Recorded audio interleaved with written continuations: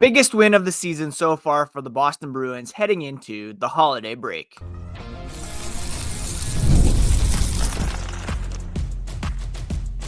You're Locked On Bruins, your daily podcast on the Boston Bruins. Part of the Locked On Podcast Network, your team every day. What is up, Bruins fans, and welcome back to the Locked On Boston Bruins podcast. I'm your host, Ian McLaren, and this is a daily show where we discuss all things Spoked B. Today is Tuesday, December 24th. Happy Christmas Eve to all those who celebrate. And I want to thank you so much for making Locked On Bruins part of your daily routine, free and available on your favorite podcast app and on YouTube.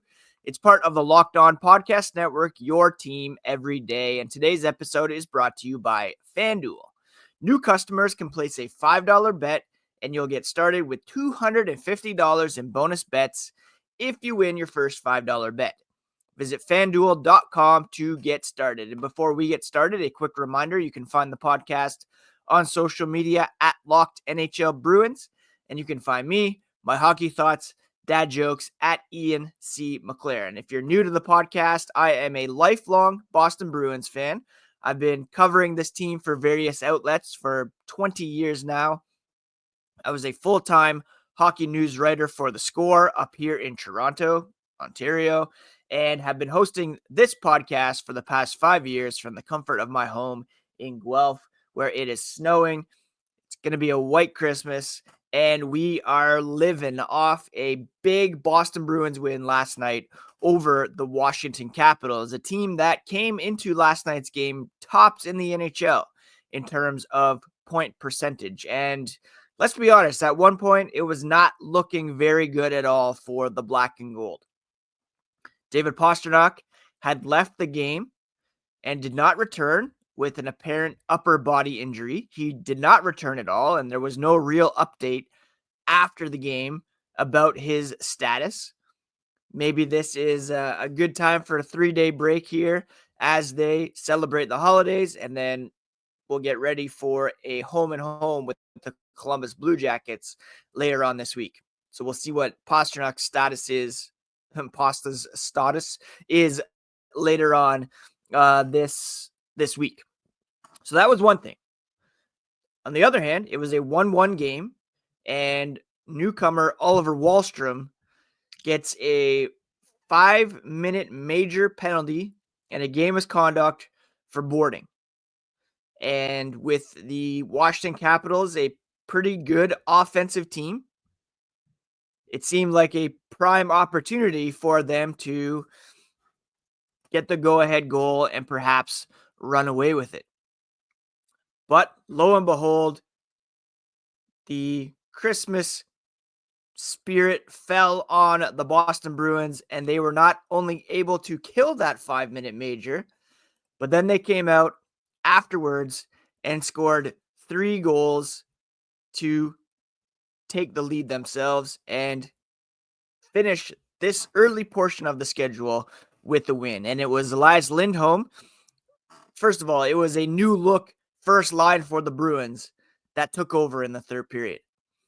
Earlier this week, it was interim head coach Joe Sacco who decided to take Charlie Coyle, who's been, let's be honest, relatively ineffective so far this season. He did have 8 goals heading into last night's game, but only a couple assists. It's not what you want from a center. They moved Coyle up to a line with Brad Marchand, the captain, Elias Lindholm, the prize free agent acquisition back in the summer, and put Coyle on the right side. And that line paid off huge here in this one as Lindholm finished off a beautiful 2-on-1 with Marchand in the third period after killing that penalty to take a 2-1 lead. Charlie Coyle then scored a couple minutes later from Marchand and McAvoy to make it 3-1. And then the captain himself scored his 15th goal of the season to give on an empty net to make it 4-1. And that's exactly how the game finished. Marchand is now on a 10-game point streak.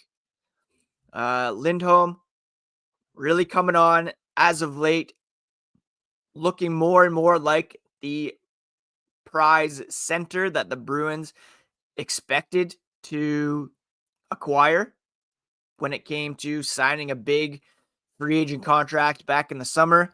And overall, it was a big game from this new look first line. And on the other side of things, defensively, the Bruins were fantastic, limiting the Capitals to only 11 shots on goal. According to NHL.com, it was the lowest total the Bruins have held an opponent to since allowing only 11 in a 5-3 win against the Tampa Bay Lightning. Get this, on December 18th, 1993. That is quite a long time. And Marchand couldn't say that it was necessarily their best game overall, but he liked the way they stuck with it. He liked the way they excelled in the third period. They haven't been a great third period team all year this year. Especially, we remember they had that long drought scoring at home. But to do this against a team like the Washington Capitals without David Pastrnak and with Wahlstrom having been tossed, that's a huge win for the Boston Bruins, where they faced some serious adversity and were able to get the job done. The third period was huge for this team, and they're now 11-4-1 under Joe Sacco. And when you talk about what they've been able to do, I've discussed at length the fact that they haven't necessarily faced the highest level of competition in Sacco's tenure, although you can't discount last week beating Vancouver, beating Calgary, taking the Oilers to overtime.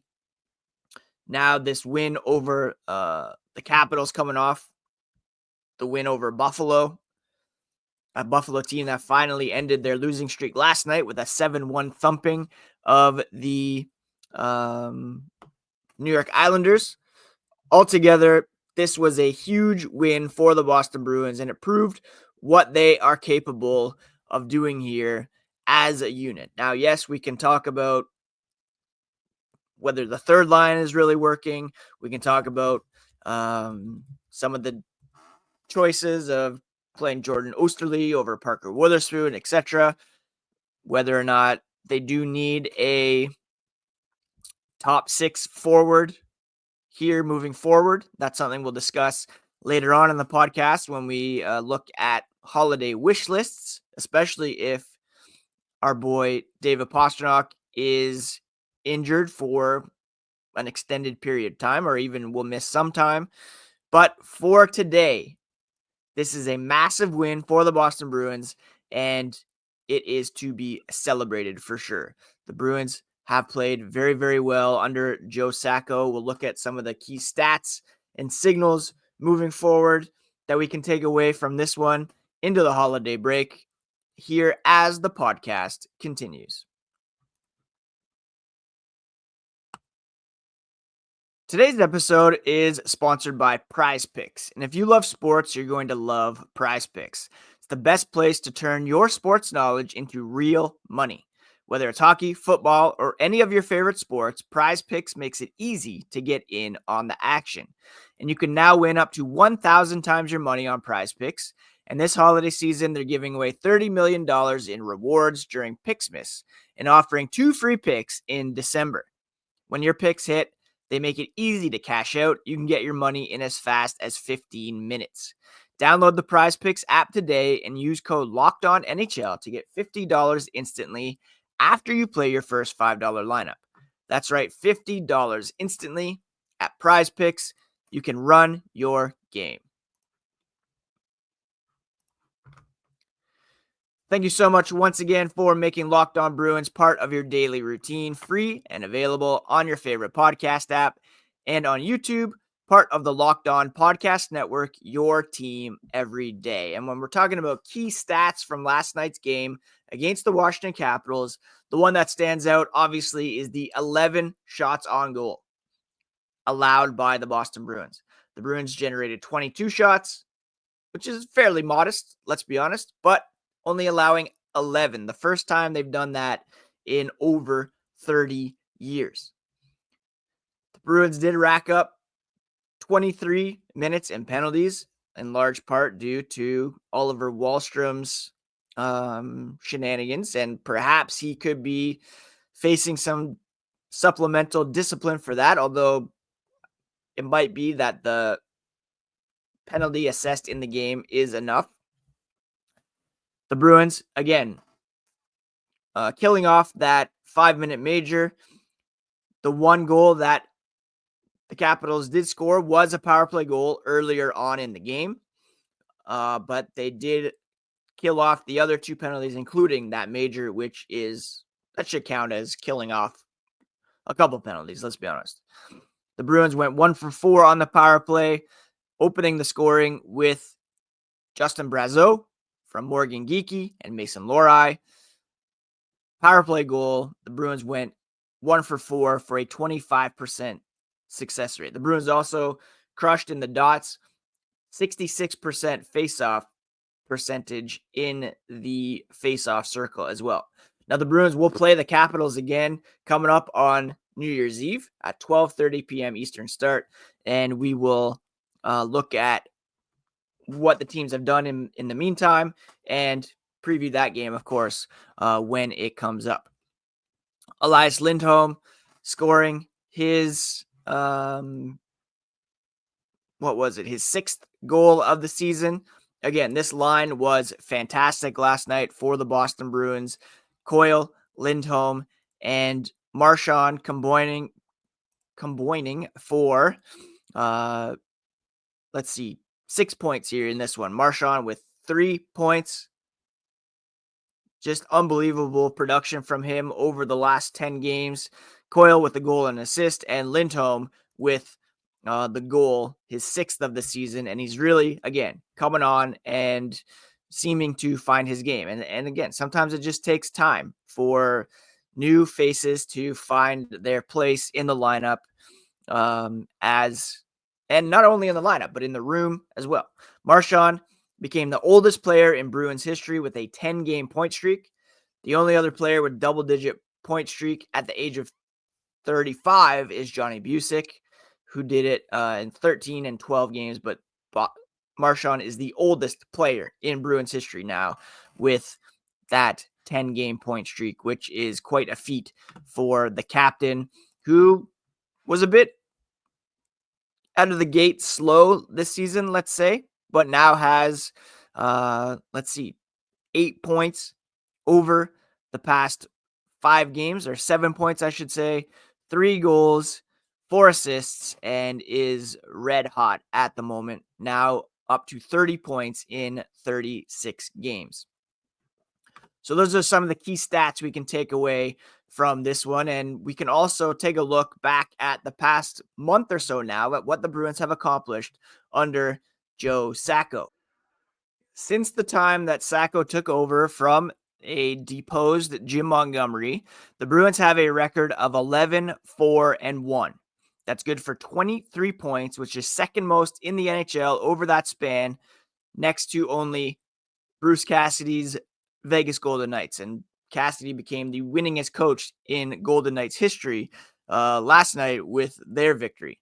In terms of point percentage, the Bruins are third, behind only Vegas and Edmonton, the past 2 Western Conference champions. The Bruins have scored 2.94 goals per game under Sacco, which is still, down there among the league's bottom half. They're 18th in that category, tied, in fact, with the Washington Capitals. In terms of goals allowed per game, the Bruins have allowed 2.5 goals under Sacco, which is good for 9th fewest. So the offense could still use a bit more here, but we've seen them come on as of late, especially last night. The power play under Sacco is 20th, 16.7% success rate. It was dead last under Montgomery, and overall still not great. The penalty kill is 13th with an 80.5% success rate. So there have been some major gains here under Sacco. Bruins are 12th in terms of shots per game, and they are second in terms of shots allowed per game, allowing only 23.4 shots per game. So the Bruins, as a result, drastically improved their record under Sacco. Again, they haven't necessarily faced the best competition around. They've yet to play anybody above them in the Atlantic.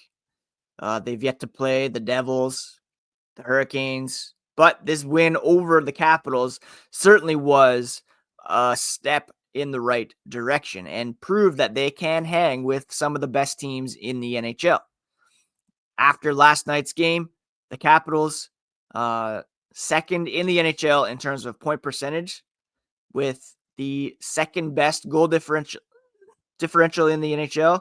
So last night's win, certainly nothing to sneeze at, especially considering Pasternak's early exit, that 5-minute power play.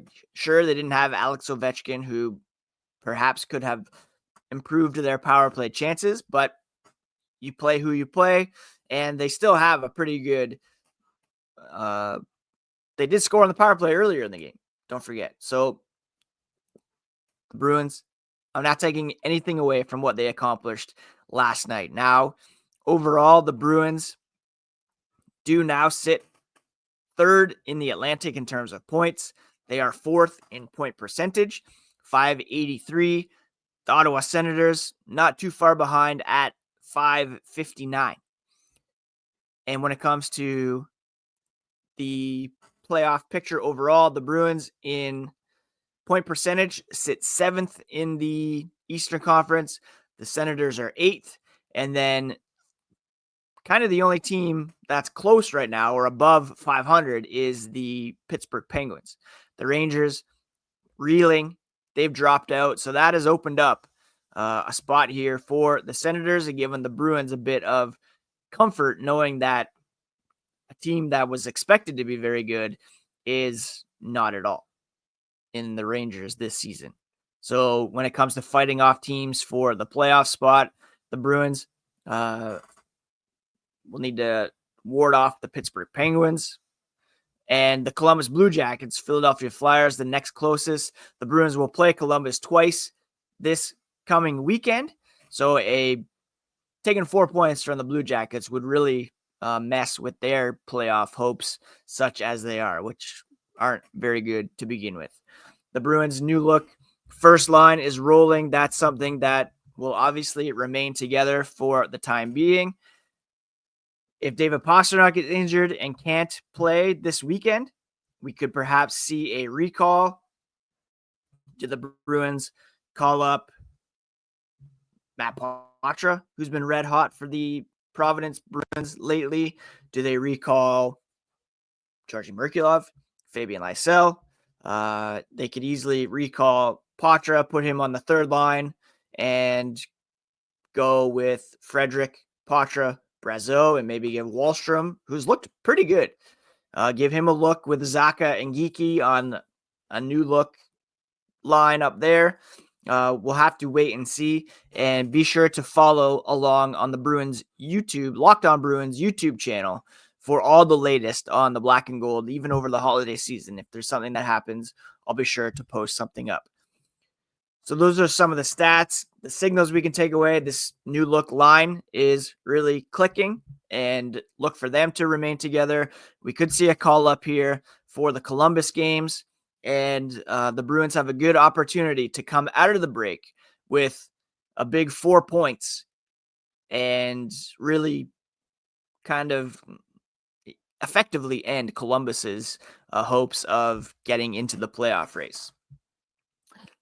We're going to end today's podcast with a holiday wish list, and we'll do that here as the podcast continues. FanDuel is America's #1 sportsbook, and you can get in on the action when it comes to the Christmas Day games in the NFL with FanDuel, America's #1 sportsbook. Right now, new customers can finish the season strong with $250 in bonus bets if your first $5 bet wins. FanDuel has so many ways for you to pick up a W. I love betting on which players will score a touchdown, how many points each team will score. It's pretty thrilling. All you have to do is visit FanDuel.com to join today. That's FanDuel.com for your chance at $250 in bonus bets. Make every moment more with FanDuel, an official sportsbook partner of the NFL.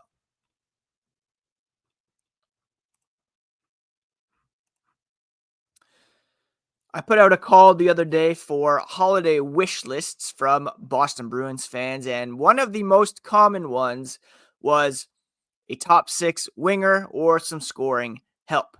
Yes, Morgan Geekie has played very well as of late and really helped the Bruins win the other day against the Buffalo Sabres. But you would like a consistent 20-goal scorer up there on the top line. John Brown, 2170, suggesting as much on the YouTube channel.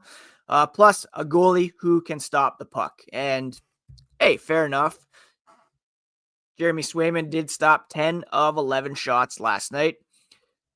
I would argue that Joonas Korpisalo has been the better goalie. There's no question about that, really.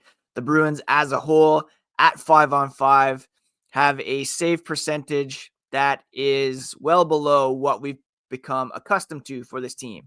5-on-5, their save percentage is 91.41, which puts them 14th in the NHL. So not terrible, but not what we are used to, which is them being in the top 3 with Linus Ullmark and Swayman, having that strong tandem in net. At all strengths, the Bruins save percentage sits at, where are we at here? All strengths. I'm looking at natural stat trick here. It's 88.68, which puts them 25th in the NHL. And their PDO, for those keeping track, which is looking at their shooting percentage plus their save percentage. And the belief is that they could, or most teams, even out around an even 1,000. And if you look at the overall standings, you have the Senators, Hurricanes, Canadians, all hovering around an even 100 in 13th, 14th, 15th. So right around halfway. The Bruins PDO is 29th in the NHL at the moment. Oh, sorry. No, that's wrong. They are, 29th, 982. So perhaps we can add some positive regression on our holiday wish lists as well. And that begins in net. Jeremy Swayman has nowhere to go but up when it comes to improving his stats. He's got to get above 900 at some point this season. So with him and Korpisalo playing at a high level, that will only improve Boston's chances. And of course, if they can suppress the opposition in terms of shots, that would be a bonus as well. When it comes to shooting percentage in all situations, the Bruins rank 28th. So to have a 29th ranked save percentage and a 28th ranked shooting percentage and still be in a playoff spot at the moment, you expect those to rise. So that I'm putting that at the top of my wish list. Some positive regression here from the holiday spirits. That would be fantastic. The trade deadline is not till March 7th, I believe. So still 2 months until the trade deadline. The Bruins have plenty of time to see what they have, what they might need to add. But it's clear that a top 6 forward should be on top of the wish list, whether or not they have any money, if they'd have to move someone out in order to do that, perhaps moving a Parker Witherspoon. If they're not going to play him, who knows? But that is at the top of my wish list, as well as some positive regression here from their shooting percentage and their save percentages. All right, that's it for today's episode of Locked On Boston Bruins, my friends. It is Christmas Eve. I hope you are all taking care of yourselves, taking care of each other. It can be a hard season for some. If you're alone this holiday season, I hope this podcast brings a bit of joy and levity and I hope that, you're able to find some joy here despite potentially tough circumstances. I myself, in between full-time jobs, it's difficult looking forward to a new year with all that uncertainty, but we do what we can and enjoy time with family when we can, and etc. So thank you again for taking time to listen. Please do subscribe if you haven't already. Check out Locked On Fantasy Hockey next with Steele and Flip. It's all part of the Locked On Podcast Network, your favorite team every single day. We'll be back on Boxing Day with a fresh episode, and it's all part of the Locked On Podcast Network, your favorite team every single day. Take care, friends.